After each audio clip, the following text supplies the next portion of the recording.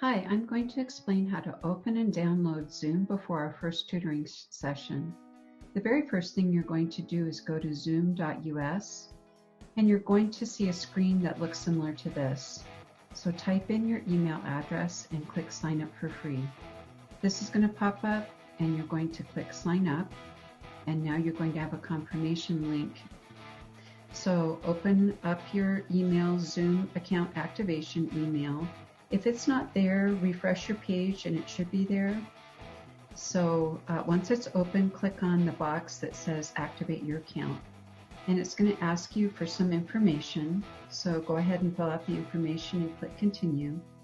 And then it says I can invite people if I want. And we're not going to invite anybody at this point, so just press skip this step. Now you should see a screen that has your unique meeting URL on it. And in the future, if you want to invite people to join you in a meeting, you can use this URL. But this is a different URL than the one that I will send you for a meeting with me. So now I want you to go ahead and click on where it says start a meeting now.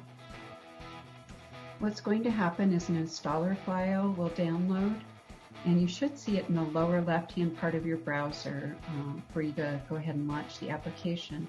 If you don't see it in the lower left-hand, on the window it says click and run Zoom now, so you can click on that.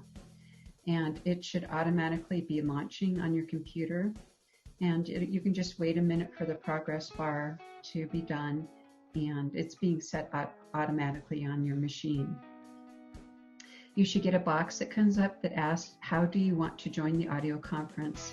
And below that, there's a green box in blue type that says test computer, microphone, and speakers. So go ahead and click on test computer, microphone, and speakers, and follow the directions to ensure that your speakers are working correctly. It'll say, do you hear a ringtone? And click yes or no. And you can adjust the speakers that you want to use if you have more than one option. And you can see the output level. Then when you speak into the microphone, you should hear your voice replayed. You should see speak and pause, do you hear a replay? And this will test your microphone to make sure it's working.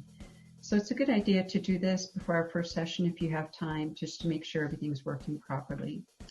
So at this point, I need you to go ahead and exit the meeting, and a box should show up that looks like this.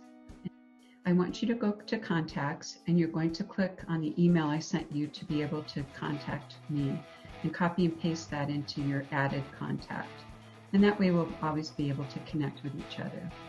That's it, and thank you.